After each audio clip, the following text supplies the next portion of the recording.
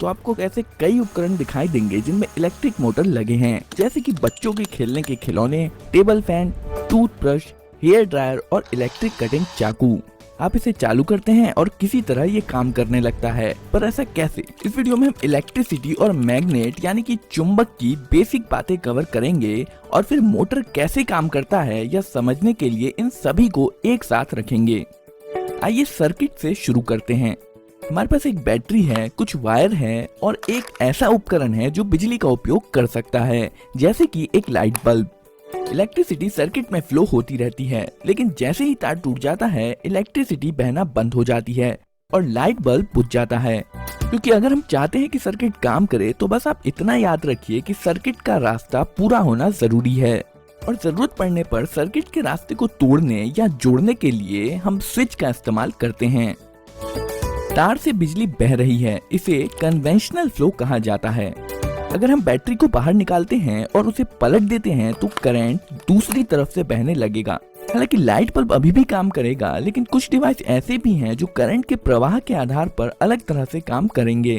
ये थे सर्किट के कुछ बेसिक प्रिंसिपल। अब हम आते हैं मैग्नेट पर। इसमें एक नॉर्थ पोल और एक साउथ पोल है और यह मैग्नेटिक मेटल्स को खींचता है, जैसे कि ये पेपर क्लिप। यदि आप दूसरे मैग्नेट को इसकी तरफ लाएंगे तो विपरीत पोल अट्रैक्ट होंगे और सेम पोल रिपेल होंगे।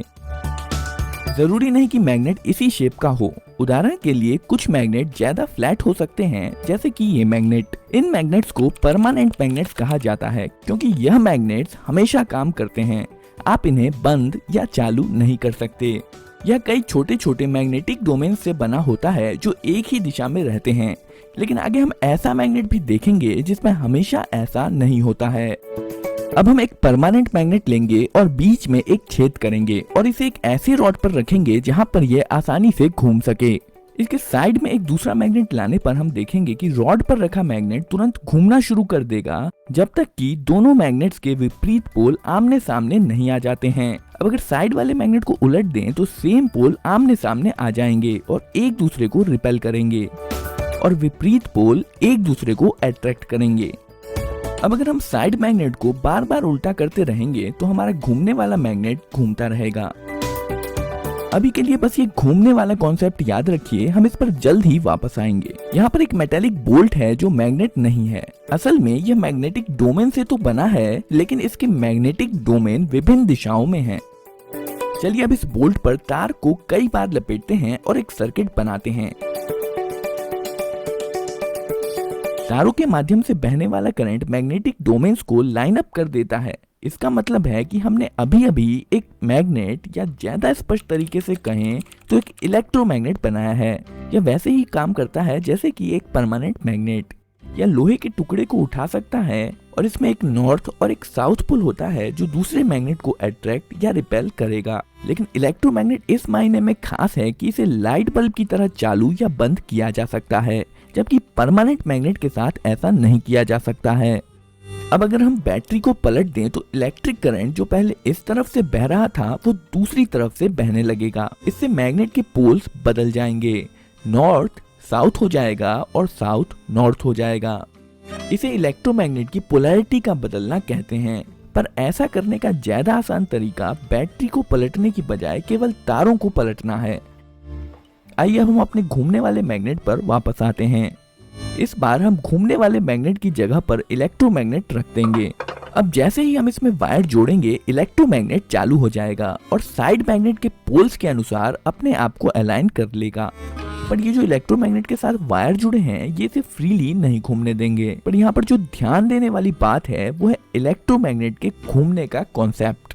अब अगर हम तारों को आपस में बदल दें तो इलेक्ट्रोमैग्नेट के पोल्स बदल जाएंगे। सेम पोल रिपेल करेंगे और विपरीत पोल अट्रैक्ट करेंगे, जिसके कारण इलेक्ट्रोमैग्नेट घूम जाएगा। तारों को फिर से बदल दीजिए और इलेक्ट्रोमैग्नेट की पोलैरिटी फिर से बदल जाएगी और एक बार फिर सेम पोल रिपेल करेंगे और विपरीत पोल अट्रैक्ट करेंगे और इलेक्ट्रोमैग्नेट फिर से घूम जाएगा। यदि हम इसी प्रकार पोलैरिटी बदलते जाएं तो इलेक्ट्रोमैग्नेट लगातार घूमता रहेगा। हम इसे ज्यादा पावरफुल बनाने के लिए दूसरी तरफ एक और परमानेंट मैग्नेट लगा सकते हैं। ध्यान दें कि इस वाले मैग्नेट का साउथ पोल सेंटर की तरफ है और इस मैग्नेट का नॉर्थ पोल सेंटर की तरफ है। इस प्रकार साइड में लगे हुए मैग्नेट्स के तालमेल से बीच वाला मैग्नेट घूमता रहता है। यहाँ पर जो हमने देखा वह इलेक्ट्रिक मोटर का बहुत ही साधारण रूप है। इसे उपयोगी बनाने के लिए हमें इसमें कुछ सुधार करने होंगे। दो साइड मैग्नेट्स को हटाकर ज्यादा पावरफुल कर्व्ड मैग्नेट्स लगाए जा सकते हैं और वायर लपेटे हुए बोल्ट की बजाय हम मेटल लूप का इस्तेमाल करेंगे जिसे आर्मेचर कहते हैं। वायर जोड़िए और हमारा सर्किट कंप्लीट है। इस बार आप इलेक्ट्रोमैग्नेट को फ्लैट मान सकते हैं जिसका साउथ पोल ऊपर की तरफ है और नॉर्थ पोल नीचे की तरफ। अब आर्मेचर तब तक घूमेगा जब तक कि विपरीत पोल एक दूसरे के सामने नहीं आ जाते हैं।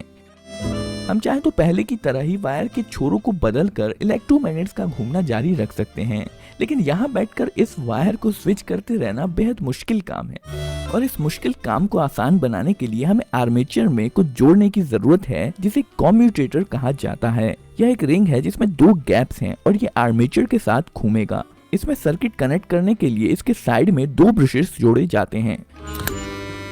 जब कम्यूटेटर घूमता है तब यह ब्रशेस इस पर स्लाइड करते हैं। हमेशा कांटेक्ट बना रहे इसके लिए स्प्रिंग्स का उपयोग किया जाता है। करंट वायर से ब्रश, ब्रश से कम्यूटेटर रिंग से आर्मेचर और फिर आर्मेचर से कम्यूटेटर रिंग और ब्रश के माध्यम से वापस वायर में फ्लो हो जाता है। अब जब इलेक्ट्रोमैग्नेट घूमेगा तो आर्मेचर और कम्यूटेटर रिंग भी घूमेंगे। इस बार इलेक्ट्रोमैग्नेट जब लगभग इतना घूम लेगा तब ब्रशेस कम्यूटेटर रिंग के दूसरी तरफ स्विच कर लेंगे। याद रखिए दो ब्रशेस हैं और यह चीज दोनों तरफ होगी।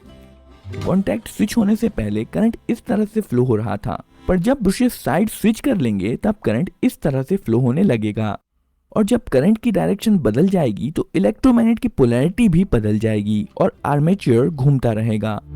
असल में कम्यूटेटर रिंग यहाँ पर वही काम कर रहा है जो पहले हम वायर बदल कर रहे थे, पर इस बार यह सब कुछ अपने आप ही कर ले रहा है। जब तक यह बैटरी से जुड़ा हुआ है तब तक यह इसी प्रकार घूमता रहेगा। बैटरी डिस्कनेक्ट कर देने पर इलेक्ट्रोमैग्नेट भी नहीं रहेगा और घूमना भी बंद हो जाएगा। अभी तक हमने आर्मेचर पर बस एक लूप का इस्तेमाल किया है। इसमें मोटर की स्पीड इरेगुलर होती है और इसके अलावा जब ब्रशेस कम्यूटेटर रिंग के टुकड़ों के बीचों बीच होगा तब इस स्थिति में मोटर रुक भी सकता है। इस मुसीबत से बचने के लिए यहाँ पर हम कम्यूटेटर रिंग को और दो भागों में बांटकर और एक लूप जोड़ सकते हैं। शुरुआत में ब्रशेस इन दो कम्यूटेटर के टुकड़ों के कांटेक्ट में होते हैं जो इस इलेक्ट्रोमैग्नेट को ऑन कर देते हैं, जिसके कारण यह घूमना शुरू कर देता है। पर जब कम्यूटेटर रिंग घूमकर इस पोजीशन पर आती है तो ब्रशेस का कांटेक्ट कम्यूटेटर टुकड़े के अगले जोड़े के साथ हो जाता है, जिसका मतलब है पिछला वाला लूप ऑफ हो जाता है और अगला लूप ऑन हो जाता है और अब अगला इलेक्ट्रोमैग्नेट घूमता है। ब्रशेस फिर से कांटेक्ट बदलते हैं और अगला लूप ऑन हो जाता है। मोटर के घूमने के दौरान यह लगातार होता रहता है और लूप्स एक के बाद एक इलेक्ट्रोमैग्नेट बनते रहते हैं और मोटर को घुमाते रहते हैं। कुछ इलेक्ट्रिक मोटर के आर्मेचर में कई लूप्स जोड़े जाते हैं जिससे मोटर स्मूथली चलता रहता है।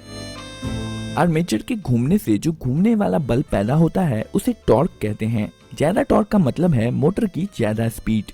मोटर का टॉर्क बढ़ाने के लिए हम कुछ चीजें कर सकते हैं, जैसे ज्यादा वायर होने से इलेक्ट्रोमैग्नेट ज्यादा पावरफुल होता है। उदाहरण के लिए अगर बोल्ट पर ज्यादा वायर लपेटा जाए तो पावरफुल इलेक्ट्रोमैग्नेट बनेगा। आर्मेचर लूप्स भी बहुत सारे वायर से बने होते हैं, जिसका मतलब है मोटर में ज्यादा पावरफुल इलेक्ट्रोमैग्नेट होगा और मोटर भी ज्यादा स्पीड से घूमेगा। यही कारण है कि अगर आप किसी असली मोटर को खोलकर देखेंगे तो पाएंगे कि उसमें बहुत सारा वायर लपेटा हुआ होता है। ज्यादा वायर का मतलब है ज्यादा पावरफुल इलेक्ट्रोमैग्नेट। इसे पावरफुल बनाने का दूसरा तरीका है कि इसमें ज्यादा इलेक्ट्रिसिटी दी जाए। आइए हम मोटर से संबंधित और भी कुछ नाम देख लेते हैं। यहाँ पर जो पार्ट्स नहीं घूम रहा है उसे स्टेटर कहते हैं, जो कि इस केस में साइड में लगे दो परमानेंट मैग्नेट्स हैं। ये स्टेटर एक मोटर केस के अंदर फिट होता है और बीच में जो आर्मेचर है उसे रोटर भी कहते हैं। यही वो पार्ट है जो घूमता है। मोटर के बीचों बीच एक शाफ्ट लगा होता है जो मोटर के पीछे से बाहर आता है। इस वीडियो में आपने जो मोटर देखा है वह एक डीसी मोटर है। अगर आपके पास कोई उपकरण है जिसमें मूवमेंट होता है और वो बैटरी से चलता है तो ज्यादा चांसेस हैं कि उसमें डीसी मोटर ही लगा होगा। मोटर चाहे जिस भी प्रकार का हो, लेकिन अधिकांश तरह के मोटर्स रोटेटिंग मोशन बनाते हैं जिसे बाद में उपयोग अनुसार अलग अलग मोशन में बदल दिया जाता है। तो ये वीडियो आपको कैसी लगी?